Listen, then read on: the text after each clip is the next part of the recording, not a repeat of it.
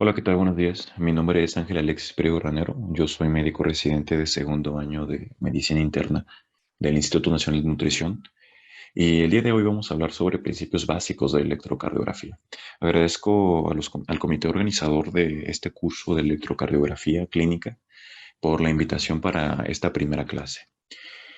Y bueno, vamos a hablar, el contenido de la clase va a ser el siguiente. Vamos a hablar un poquito de historia sobre los electrodos y las derivaciones, los vectores de despolarización ventricular, la calibración y posteriormente algunas conclusiones.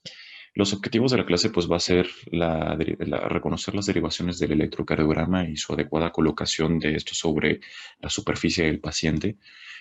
Será también entender el análisis vectorial de despolarización ventricular, que esto nos va a ayudar a interpretar la morfología del QRS y también vamos a entender y aprender las medidas básicas de calibración del electrocardiograma. Y bueno, el electrocardiograma lo podemos definir como un registro gráfico y lineal de la actividad eléctrica del corazón, que va a estar plasmado en un papel cuadriculado, que en el eje de las Ys va a estar interpretado o plasmado la actividad eléctrica en una unidad de volts, y en el eje de las X va a estar plasmado una unidad de tiempo, como lo vamos a ver más adelante. Este electrocardiograma pues es un importante para la interpretación del ritmo cardíaco y es un estudio que vale la pena que nosotros conozcamos bastante bien porque es rápido, reproducible y económico. Esto nos va a ayudar para entender las diversas patologías cardiovasculares en el mismo paciente y asimismo nos va a ayudar a poder priorizar la atención en un área de urgencias en pacientes que ameriten una atención más urgente. Y bueno, la historia del electrocardiograma pues se deriva desde este personaje en Francia de 1889, Willem Thoven utilizó lo que previamente ya estaba estudiado en ese momento, que era algo llamado el electrómetro capilar. Posteriormente hizo unas mejoras una revisión de este dispositivo, el electrómetro capilar, que como lo veremos más adelante, daba interpretaciones poco precisas, y diseñó el galvanómetro de cuerda, que esto ya se parece lo más cercano a lo que es el electrocardiograma actual. Y pues esto lo hizo acreedor hacia el Premio Nobel de Medicina y Fisiología en 1924. Como lo vemos aquí, el electrómetro capilar tenía una corrección que nos daba una morfología pues muy similar a lo que conocemos actualmente. Sin embargo, el hecho de tenerlo ya en un papel cuadriculado pues nos da una mejor interpretación a como lo conocemos actualmente. Y esto es pues lo que inicialmente fue un galvanómetro de cuerda y lo que actualmente es un electrocardiógrafo no, de 12 derivaciones. Este electrocardiógrafo de 12 derivaciones ha tenido modificaciones a lo largo del tiempo, inclusive ahorita hay dispositivos que los podemos tener en nuestro teléfono o en nuestro bolsillo y que nos dan derivaciones bastante buenas. Y bueno, ¿qué son los electrodos y las derivaciones? Los electrodos son sensores. Esto nos va a permitir cuantificar el potencial eléctrico del corazón distribuido a través de la masa corporal del paciente y bueno, va a estar sensado a través de la superficie del cuerpo del paciente. Y las derivaciones, pues una combinación de estos a través de esa captado a través de estos sensores y van a ser 12 ventanas eléctricas o puntos de referencia donde vamos a ver la actividad eléctrica del corazón y más adelante vamos a entrar en detalle acerca de esto. ¿Cuál es la adecuada colocación de estos sensores? Vamos a ver que en la mayor parte de los electrocardiógrafos, los cables de los electrodos van a estar identificados con un color y casi en todos va representado de la misma manera. Para el color negro, va a estar destinado para el electrodo de la muñeca izquierda. Para la muñeca derecha va a estar destinado de un color blanco. De color rojo va a estar identificado aquel electrodo que irá destinado para el tobillo izquierdo. Y de color verde, aquel electrodo que va a estar destinado para el tobillo derecho. Van a ir colocadas en esta situación, idealmente en un paciente en decúbito supino, y bueno, que se recomienda que se coloquen en esta posición, aunque puede variar dependiendo de los requerimientos y el contexto clínico del paciente, como lo vamos a ver más adelante. Posteriormente tenemos los electrodos que van a ir destinados para las derivaciones precordiales. Van a ser 6 electrodos que van a estar colocados en la cara anterior del tórax e inclusive un poquito anterolateral para los electrodos de las derivaciones B5 y B6. El electrodo destinado para la derivación B1 va a estar en el cuarto espacio intercostal en la línea paresternal del lado derecho, como lo vemos en esta imagen. El electrodo destinado para B2 va a estar en la línea paresternal izquierda, igual situado en el cuarto espacio intercostal. El electrodo para B3 va a estar en un punto intermedio entre B2 y B4, para lo cual vamos a poder definir que el electrodo de B4 estará colocado en el quinto espacio intercostal, en la línea medio clavicular del lado izquierdo, como lo estamos viendo en este esquema. Y justo en medio va a ir ubicado el electrodo destinado para la derivación de B3. B5 y B6 van a estar ubicados también en el quinto espacio intercostal. Sin embargo, B5 en la línea axilar anterior y B6 en la línea axilar media igual del lado izquierdo. Cabe mencionar que la colocación de estos electrodos va a variar dependiendo de lo que vamos a utilizar. Por ejemplo, en pacientes que van a ser sometidos a prueba de esfuerzo, vamos a ver que colocarlos quizá en las extremidades no sea lo más apropiado y va a tener una modificación más, estar colocados quizá en el torso del paciente, como le estamos viendo, al menos respecto a los electrodos de las extremidades del paciente. Asimismo, los electrodos destinados también para las derivaciones precordiales van a ir sujetados o pegados con parches especiales destinados para este estudio en específico. Por otra parte, vamos a tener que la interfaz que vamos a poder utilizar para dejar adheridos estos electrodos a la piel puede ser en forma de estos dispositivos que succionan, que en la mayoría de las veces también utilizan un gel conductor. Sin embargo, tenemos quizá otros más modernos que nos van a permitir una adecuada conducción o una adecuada interfaz con la piel del paciente y ya van a ser autoadheribles, no vamos a tener que necesitar colocarle algo extra, y esto va a estar aquí en este sitio que estoy señalando, eh, pegado con una pinza. Y bueno, aquí tenemos a las 6 principales derivaciones. Tres de ellas van a ser denominadas derivaciones bipolares, que también van a tener el epónimo de Einthoven o derivaciones de Einthoven, y las derivaciones unipolares que van a tener el epónimo de derivaciones de Goldberg. Esas derivaciones se llaman bipolares porque van a tener un inicio y un fin bastante marcado. D1 va a estar ubicado en un eje a 0 grados, como lo estamos viendo representado en este cuadro de Einthoven. D2 va a ir representado hacia el eje que me va a dar 60 grados, idealmente en una situación fisiológica normal, y D3 va a estar ubicado en un plano hacia 120 grados. Por el contrario, ABR va a estar ubicado a menos 150 grados, que esto es igual relevante ubicarlo porque más adelante vamos a ver que el cálculo del eje eléctrico del corazón nos va a servir reconocer en qué sitio van a estar en qué grado van a estar las derivaciones o la disposición normal para poder identificar el eje eléctrico del corazón. Por otra parte, ABL va a estar ubicado a menos 30 grados, como lo estamos viendo aquí en este mapa de Einthoven, y ABF va a estar ubicado a más 90 grados. En esta otra representación gráfica vemos que la derivación de D1 va a tener un inicio de derecha a izquierda y va a estar ubicado en un plano prácticamente horizontal. D2, por otra parte, va a estar con un vector de despolarización que va a ir de derecha a izquierda, pero también va a ir de arriba hacia abajo, como lo vemos representado aquí en este diagrama. Y por otra parte, D3 va a ir en la mayor parte de izquierda a derecha y va a estar ubicado de arriba hacia abajo en las derivaciones unipolares, ABR, ABL y ABF o derivaciones de Goldberg.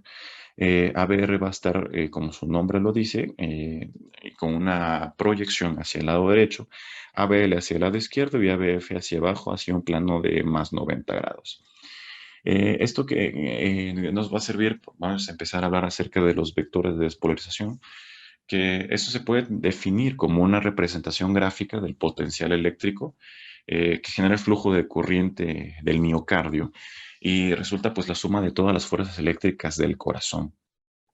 Va a haber, va a haber una despolarización, que esto me va a originar un vector y este vector se va a acercar, se va a alejar o va a pasar sobre un electrodo, que este va a ser el sensor, y eso se va a ver graficado con una morfología de un QRS especial.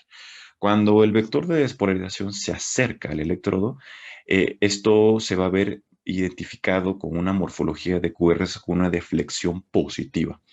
Llamamos deflexiones a todas aquellas curvas que van a ser positivas o negativas en el electrocardiograma. Posteriormente, si tenemos que hay una despolarización y esto genera un vector que se va a alejar del electrodo que lo va a censar, esto me va a dar como una morfología de QRS negativa, una deflexión negativa en el QRS. Pero por otra parte, si hay un vector de despolarización que inicialmente se acerca al sensor, que en este caso va a ser un electrodo, pero que posteriormente se aleja, eso se va a ver traducido con una deflexión inicialmente positiva y posteriormente negativa, que posteriormente se vuelve isoeléctrica. Eso lo vamos a conocer como una morfología bifásica del QRS. Es importante conocer todo esto porque pues ahorita vamos a poder interpretar la morfología del QRS en base a los vectores de despolarización ventricular de un paciente sano, un paciente normal. Y bueno, se dice que habitualmente tenemos 4 vectores de despolarización, que esto pues va a seguir el orden de la despolarización normal del miocardio sano de un paciente. Tenemos el primero, que es un vector de despolarización que también se conoce como vector de despolarización septal. Este vector de despolarización tiene una disposición que se va a alejar del electrodo que principalmente lo va a censar, y esto lo vamos a ver interpretado con una deflexión negativa que nos va a dar origen a la onda Q, posteriormente de la onda P que vamos a ver adelante, que esto corresponde a la despolarización auricular. Esto va a ser el inicio de la despolarización ventricular y se va a ver interpretado como una onda Q, que no va a tener que ser forzosamente presente en todas las derivaciones del electrocardiograma. Vamos a tomar como de referencia un complejo QRS de una derivación de 2. Por otra parte, vamos a tener otro vector de despolarización que va a ser el vector más potente del miocardio y va a ser el segundo en despolarizarse, y ese se va a llamar vector de despolarización anteroseptal.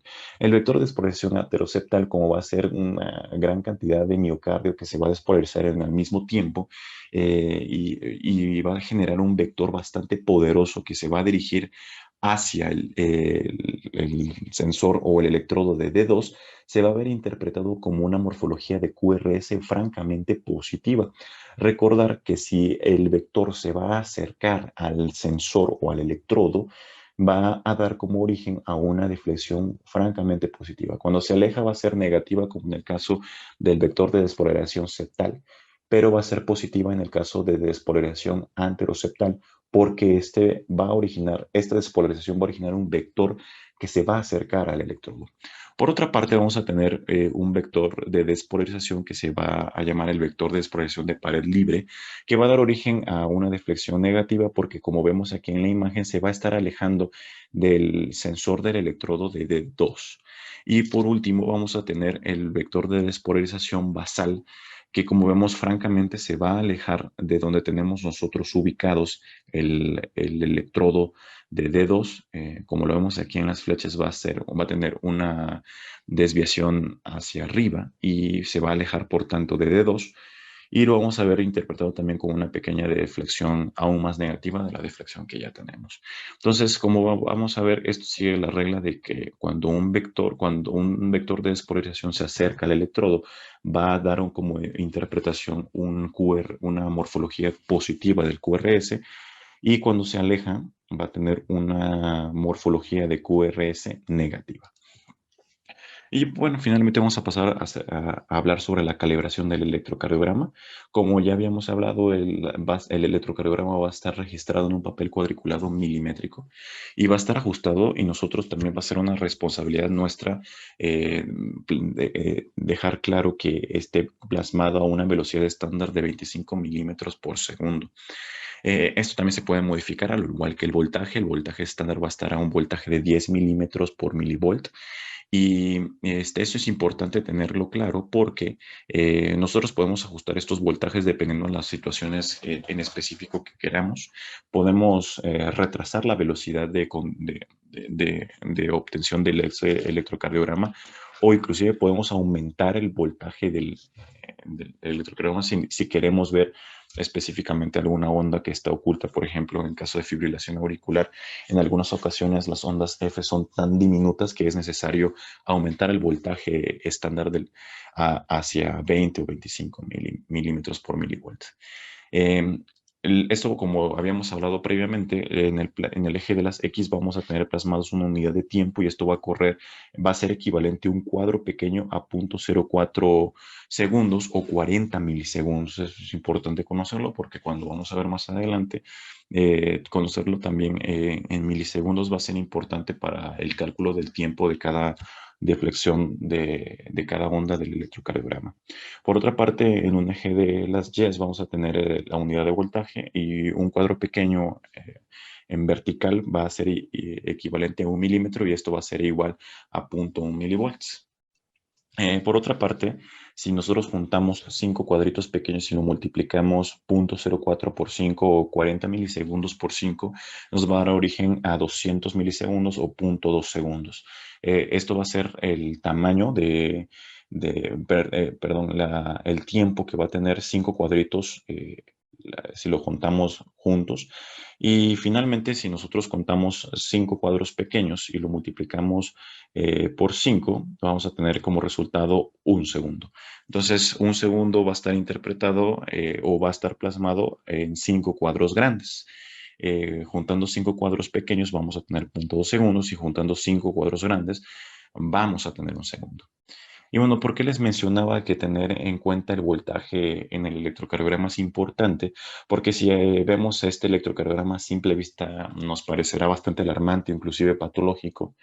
Y bueno, probablemente si nos fijamos bastante bien, este electrocardiograma fue obtenido en un voltaje de 20 milivolts y probablemente aquí estamos superestimando un electrocardiograma que bien podría pasar normal si lo tomamos en un voltaje habitual de 10 milímetros por milivolt.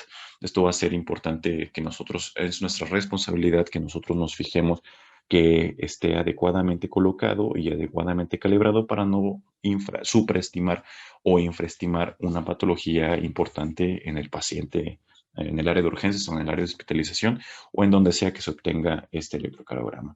El propósito del curso es que al final de todas estas clases ustedes sean capaces de poder interpretar un electrocardiograma similar a este o inclusive un poco más complejo a este, que bueno, esos son los propósitos de este curso. Y bueno, como conclusiones tenemos que el conocimiento adecuado de los fundamentos de electrocardiografía pues van a permitir un mejor análisis e interpretación y pues esto nos va a poder ayudar a discriminar y priorizar la atención, como les mencionaba en un principio, de pacientes que probablemente tengan una patología más urgente que otros pacientes. Recordar que cuando un paciente tiene una patología cardiovascular potencialmente mortal, ese se puede identificar con un electrocardiograma de 12 derivaciones que se va a tomar en menos de 10 minutos en la sala de urgencia de un paciente, al menos el paciente que llegue con dolor torácico, y al menos saber cómo ustedes interpretar bien va a ayudar por lo menos a que todas las cosas salgan mucho mejor y que finalmente este paciente se lleve una mejor atención. Y bueno, recordar que la colocación adecuada de los electrodos pues va a facilitar una mejor interpretación y va a reducir el riesgo de errores al analizar el trazo electrocardiográfico. Siempre es nuestra obligación, tanto como estudiantes o como futuros médicos internos, pasantes o especialistas, asegurarnos que en la colocación de los electrocardiogramas siga un orden y que esté adecuadamente colocado para que no obtengamos una interpretación errónea del electrocardiograma. Y bueno, esto sería todo por esta clase. Muchas gracias.